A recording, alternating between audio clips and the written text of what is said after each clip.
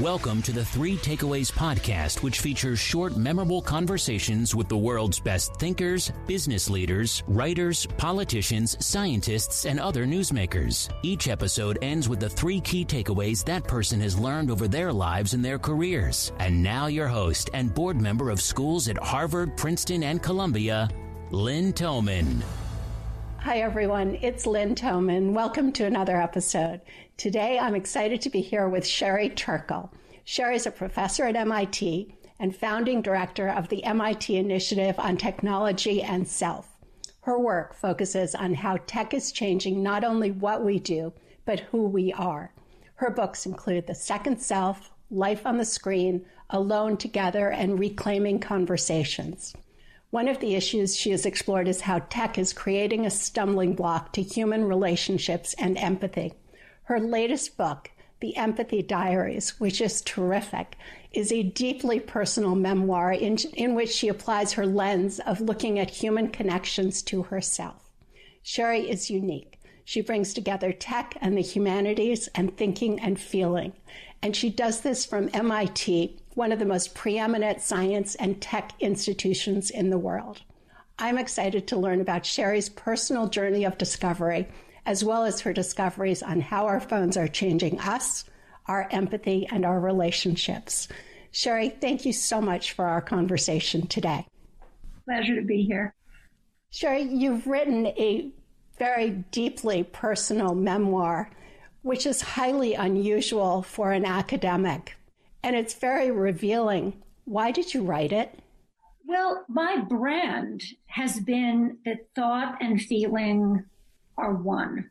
I realized many years ago that I was compelled in my work by my personal story, that my personal story was about learning my identity because I learned how to develop a capacity for empathy for myself and empathy in particular for my mother. And I thought, that's a book that I want to read, how people's intellectual work is lit from within. And so I just, over the years, as I developed a voice that could tell this story fairly and with compassion and love for all of the actors, began to write about the relationship between my personal life and my love for my work. It's not a sort of line by line, what was I doing then and what work was I doing then? It's really about the deeper story and how I fell in love with the ideas that made up the core of my work. Over time, the book matured and I matured, and I made sure to write it at a time when I wasn't trying to get back at anybody or settle scores. I hate that kind of work. It really is a reflection on one's life and work. So it was a very natural progression. It's the book I wanted to read. Book is an incredible tale of love and empathy and understanding. And yet, on the other side, you grew up with incredible secrets. Tell us about your family. The essential twist in my family and where I needed to develop empathy in order to get with the program in my family is that my mother had been married to my father, divorced him. We went back to live with my grandparents. Then she remarried a man named Milton Turkle. My name was Sherry Zimmerman.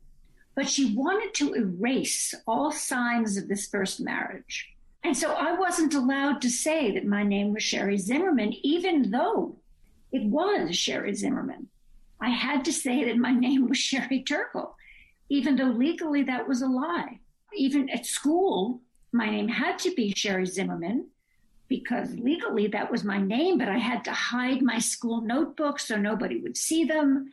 They got hid under lock and key in a special closet so that my half-brother and sister would never see them.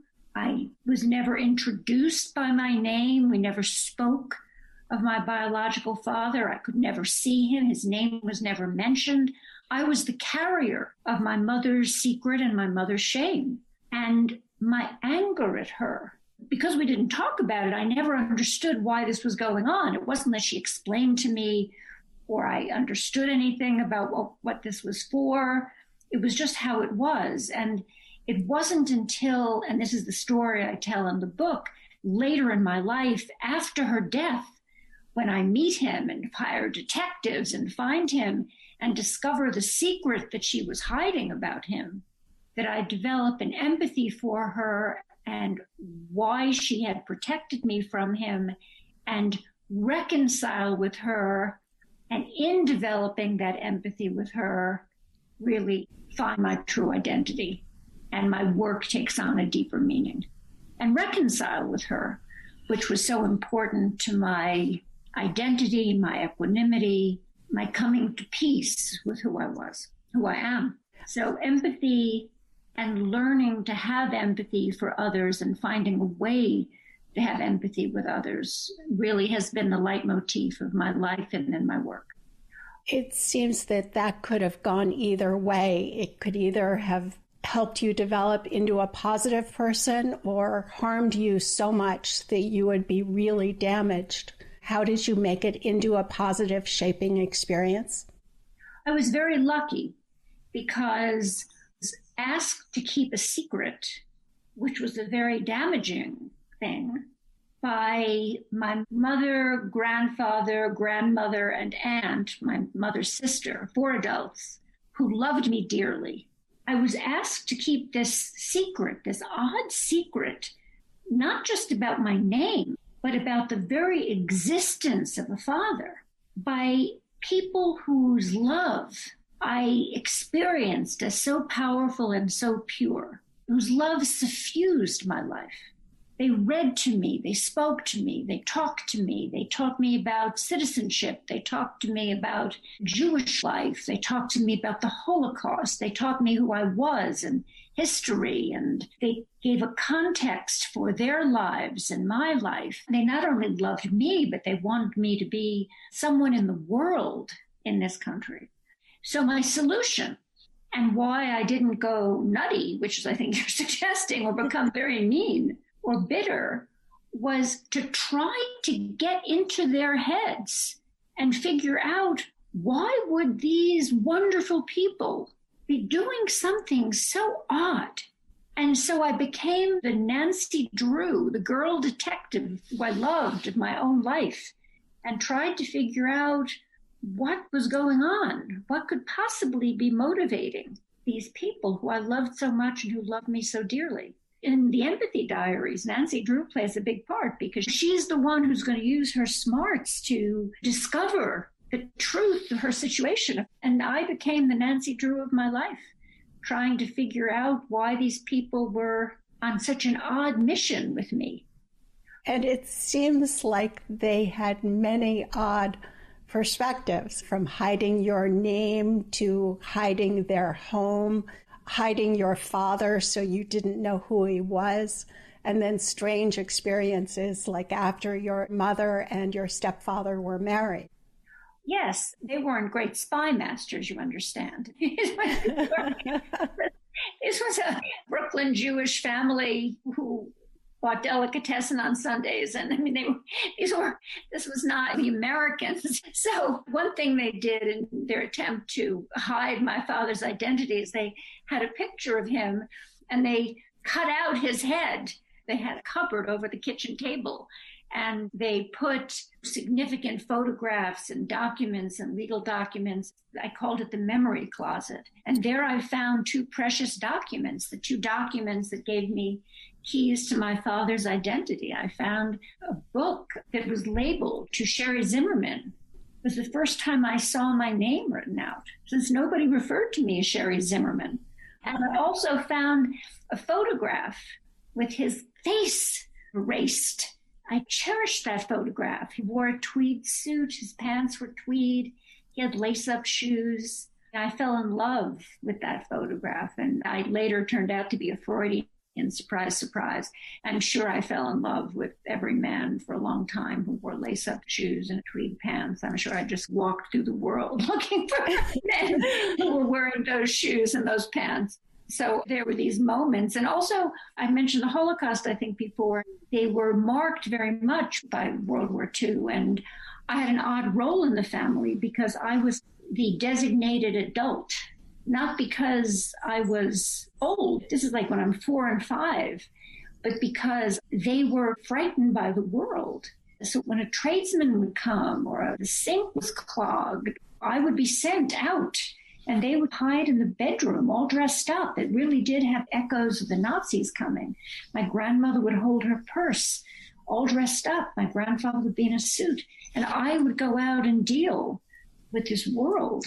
I was a child, but somehow that I was the one who could better deal with America than they could. They were frightened.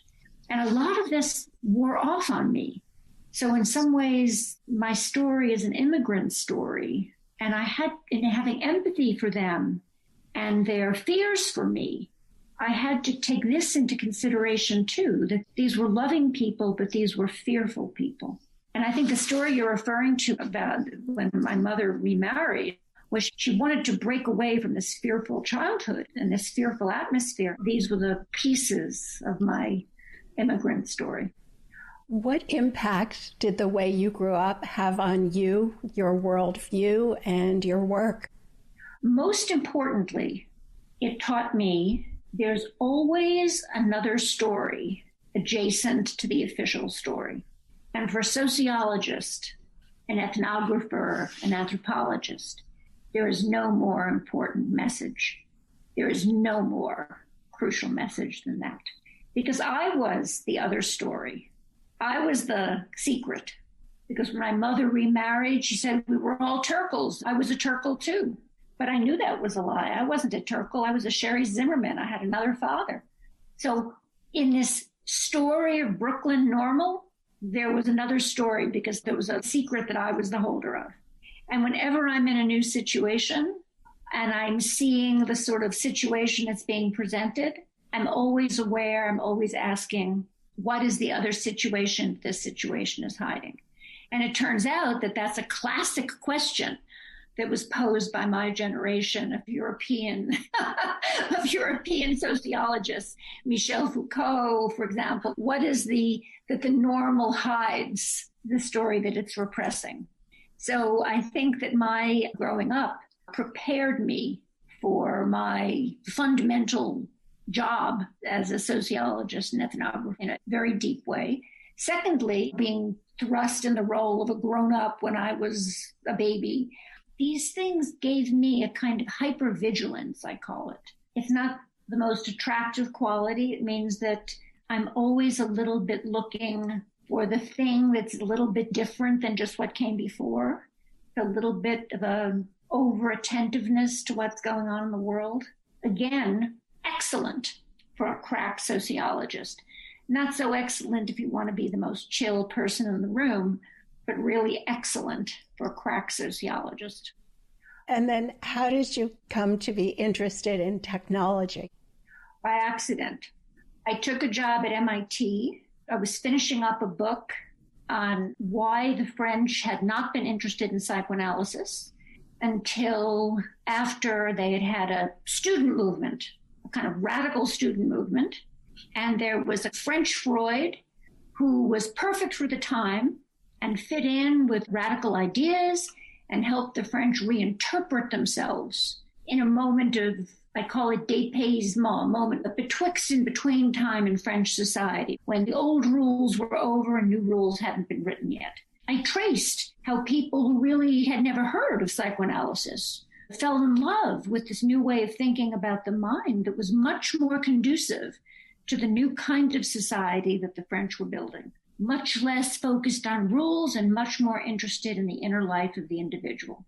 And MIT said, oh my God, this woman knows how to think about how ideas about the mind spread through a culture. Maybe she'd be interested in thinking about artificial intelligence, this new cognitive science of the mind, and how it's going to spread through the culture. Maybe she'll come here for a year and study that. So just around the time that I was finishing my doctorate, I had the idea that I would go to MIT for a year, finish my doctorate, until I found the job I wanted to take and would look into this new cognitive science thing at MIT and just finished up my book on French psychoanalysis, which was called Psychoanalytic Politics. And I got there and I saw these people thinking about their mind using the metaphor of machines. Don't interrupt me. I want to clear my buffer. I would need to reprogram my ideas. Hacker talk. One young woman said to me, when I program a computer, I think of my mind as a piece of the computer's mind, and I come to see it differently. And I was completely hooked, seeing this new object, the computer, as a second self, as a Rorschach, as a new way of thinking about how we think about ourselves. And that has been the story of my career. I've followed that story really ever since the late 1970s, as it's gone from personal computers to home computers to standalone computers to gaming to where we are now. Everything from robots to texting to mobile phones to Facebook to social media to pandemic and Zoom. What fantasies do our phones and our constant connections offer us? The fantasies that we can be immortal and the fantasies that we can be perfect. My students don't want to come to office hours because their idea is that they will type a perfect email to me and I will type a perfect email back to them.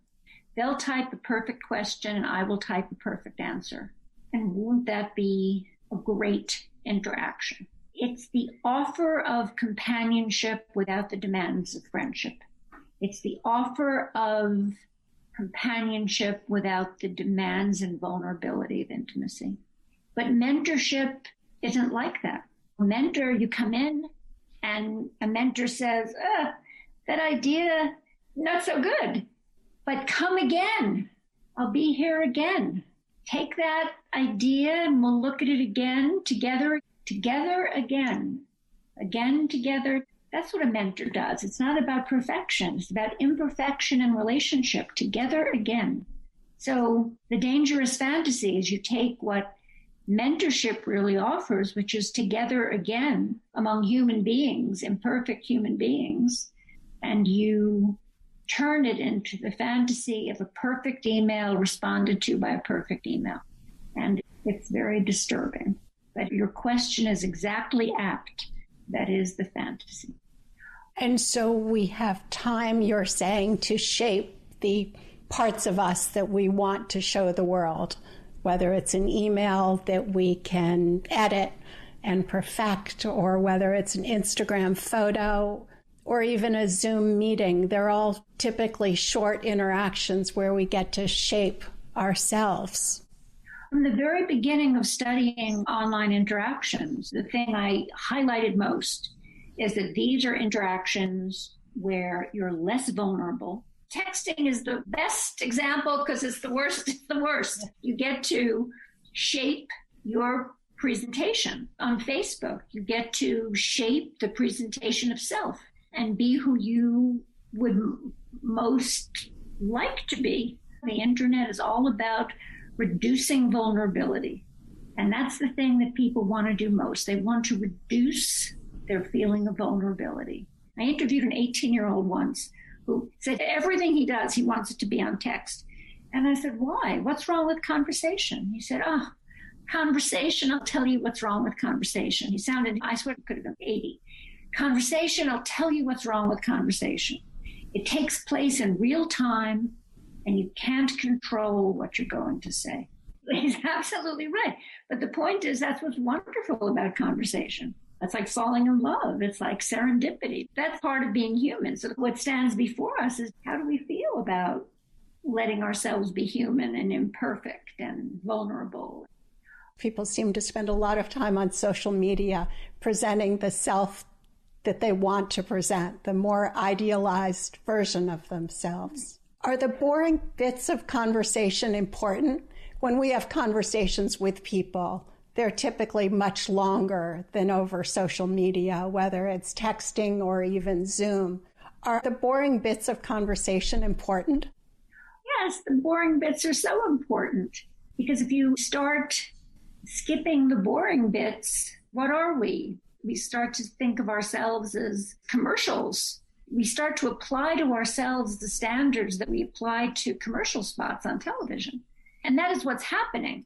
Essentially, when you put something on your Instagram, you're saying, well, how can I do this 5-second spot that will be as good as a TV spot? How can I represent myself in some 5-second spot, some little ad of me, some little advertisement of me? You want to be amazing and sexy and unusual, yet relatable, yet people want their bodies to be perfect. They want their skin to be perfect. We start to apply to ourselves the standards that we apply to Coca-Cola bottles. We objectify ourselves. That is so horrifying. We no longer also seem to be present all the time with other people.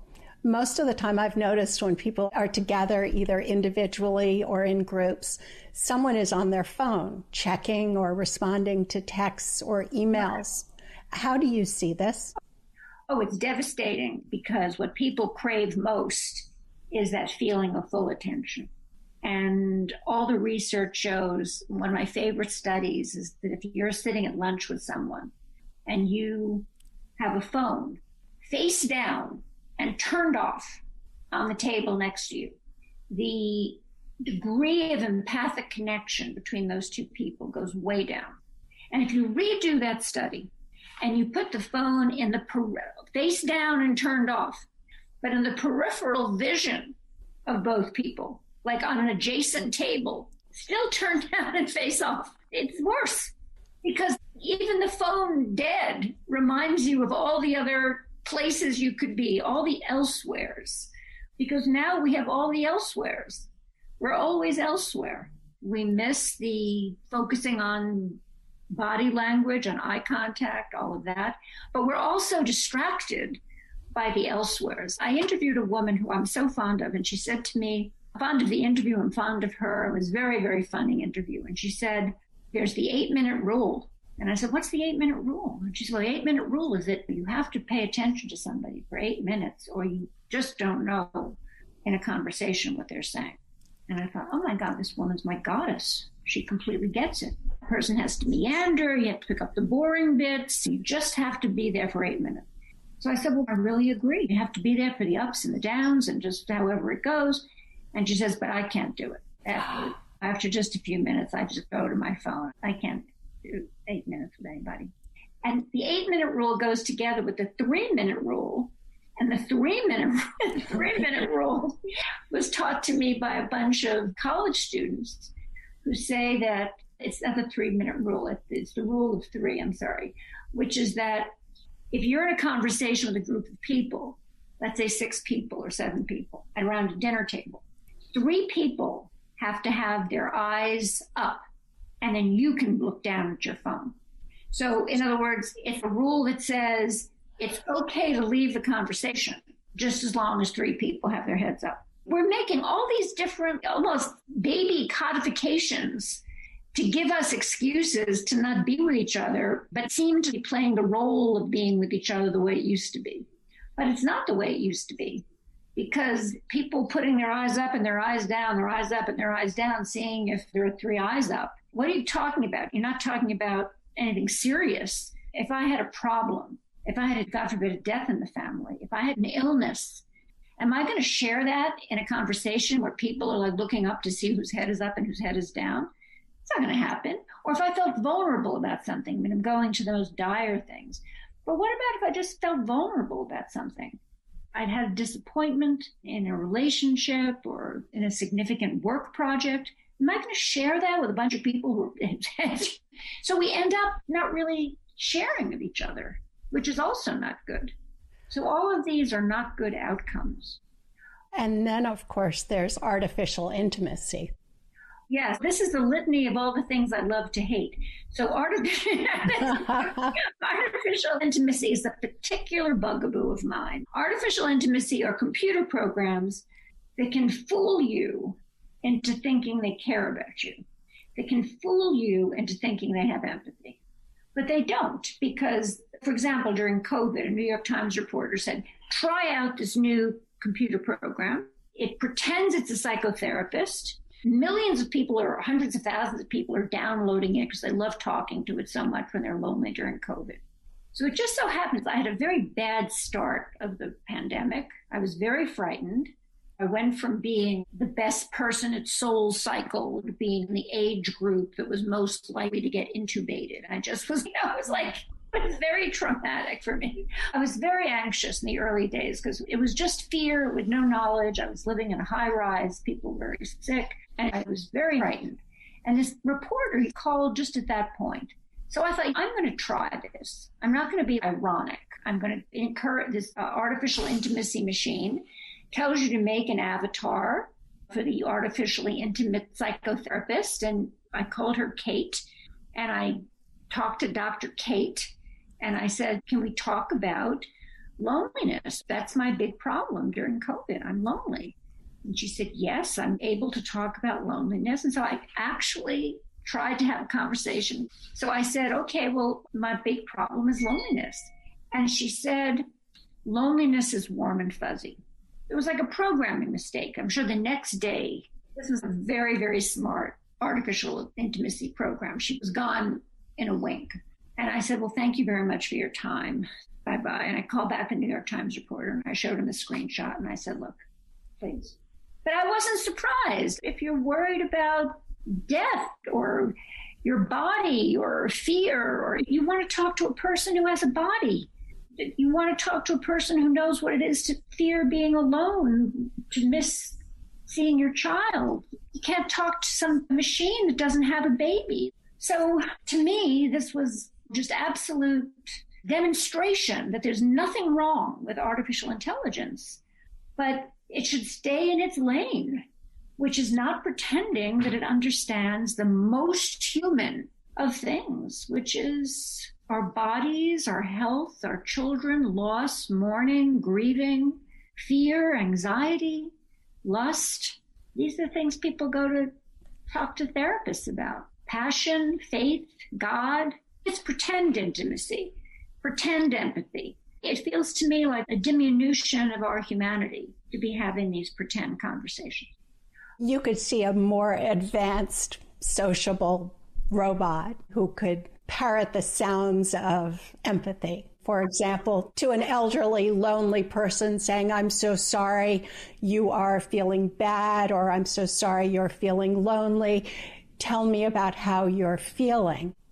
Absolutely. That's why I'm nervous about it, because this one was very smart, but it had like a hiccup, just an error.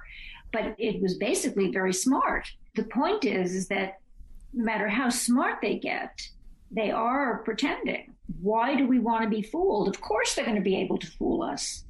I grant that. It's not that hard to fool us because they're working from human scripts. They're scraping the internet for long conversations about these things. Of course they're going to be able to fool us. But the point is, why do we want to be fooled? What's the payoff to be talking to somebody that's never had the experience? Let's say I was sick and I had to talk to somebody about my anxieties about death. That machine would know nothing about the fear. It would have nothing real to talk about. So it would be a performance of what I think people deserve to have in the real. So I find it very disturbing that we're considering this. I don't think it's a great thing. You think about what people want from Siri, and you think about what the robot of people's science fiction dreams is like. Can you talk about that? Yeah, they want the illusion of companionship without the demands of intimacy. I think that really is what it boils down to. This fear of vulnerability makes us in some way fear our own kind and not trust our own kind, because our own kind betrays us on a regular basis, and that disappoints us. Real people, they abandon us. When we make ourselves vulnerable to them, they sometimes have their own ideas. Engineers like to say it's a friction-free relationship. That's another thing that drives me crazy. When were people supposed to have friction-free relationships? That's an odd thing. That's a very odd thing. That's an odd thing that nobody would have even considered before tech and sociable bots. But now engineers say, well, here's a goal. We can make human relationships friction-free. We can try to use engineering goals in human relationships. That is odd. Certainly is. The Empathy Diaries, I think I tell the story of a demo I went to at MIT about the Internet of Things. And they were talking about friction-free relationships, moving them from engineering culture to social culture. And they gave an example in one of these early demonstrations, and people were so infatuated with this idea that you'd order a mochaccino cappuccino from Starbucks, and your phone would have information on all the people in your life, and also would have a map of where all those people were in space. And it would plan out a route for you to get to the Starbucks, let's say, to get your coffee, and without passing your ex-wife, your ex-girlfriend, or your department chairman with whom you might have had a fight, or anybody with whom you might have had any friction. In other words, how can you use technology to make sure that your day does not have to deal with any of sort of human friction? And I think in the book, the way I put it is I said, who said that it's bad to not rub up against the friction of our lives, the people we're fighting with? Who made that rule? And then I said, apparently technology doesn't like that. I think the question is, do we apply technological values to human life? And I think it's a very bad idea that the technological ethic applied to human life. We have to step back and say, well, where have we applied it? Let's try to not do that. And let's start fresh and see if we can come up with some better ideas. What do you see ahead in 5 or 10 years? In what ways do you think tech will change us? I think there's a big struggle now. I think the pandemic has been a watershed moment because we had a year of Zooming and now we're resuming. And take parents. Before the pandemic, a lot of parents were getting ready to say, oh, I've heard about these programs and it will give my child not cradle to grave, but cradle to college experience of learning. It'll learn all his or her foibles, design an educational experience just for their learning style. This could be fabulous. Use technology in a way that would be so advantageous to the child. And now you talk to parents and they say, I want my child to have a person. Give me a person. And I think a lot of us are feeling this way, that we crave the full embrace of the human coming out of this. And I think that there's an opportunity to step back and really ask some hard questions about the regulation of this technology. Sherry, is there anything else you would like to discuss that you haven't already talked about?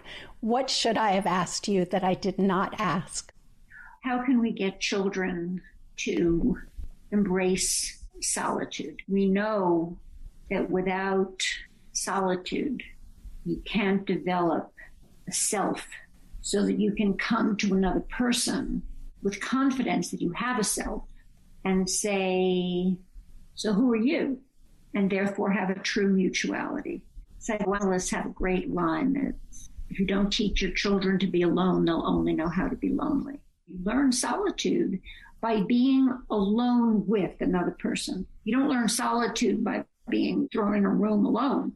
You learn solitude by taking a walk in nature, holding the hand of an adult who also likes to walk alone in nature. You're alone together in nature. And then gradually the child drifts away and walks ahead and learns to be peaceful by themselves in nature, knowing that there's a loving adult around. This takes time, this takes patience, this takes having adults who themselves tolerate quiet and solitude. And this is very important. It's essential to my message. Why is it important, Sherry? Because, again, the psychoanalytic line is, if you don't teach your children to be alone, they'll only know how to be lonely. But if you don't learn how to be alone and know yourself, you're always looking to another person to tell you who you are. You don't have that sense of who you are, so you can turn to another person and have empathy, which is saying, I know who I am, but I don't know who you are. Tell me who you are. I want to know who you are. And that's how a relationship is born. So I think this crisis of empathy is a crisis of solitude. It's a crisis of distractibility. And I think that's very, very important. Sherry, what are the 3 key takeaways you'd like to leave the audience with today? Teach yourself and your children a capacity for solitude. Think about if you don't teach your children to be alone, they'll only know how to be lonely. Create sacred spaces in your home where there are no devices, where you can just practice the quiet of solitude. And think about vulnerability, that empathy is born in vulnerability, in the capacity for vulnerability. You can say to someone, I know who I am, I have my vulnerabilities, but I'm strong enough to be here and listen to you. And to be empathic, which I think is what we each need now to heal ourselves, but also to heal our country. Empathy is saying to somebody else, oh yeah, I know how you feel. But I'm a vulnerable person who is able to handle just listening to you and being humble enough to say that I don't know how you feel, but I'm going to listen and I'm going to commit myself to you and see if I can help out. And I think that being comfortable with your vulnerability and being able to sit in humility and say to somebody, tell me how you feel. In all humility, I don't know, but I'm ready to listen, is a very brave thing to do.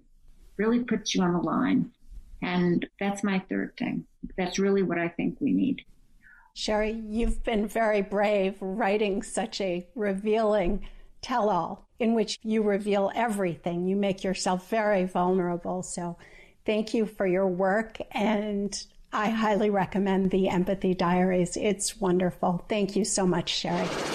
If you enjoyed today's episode and would like to receive the show notes or get new fresh weekly episodes, be sure to sign up for our newsletter at 3takeaways.com or follow us on Instagram, Twitter, and Facebook. Note that 3takeaways.com is with the number 3. 3 is not spelled out.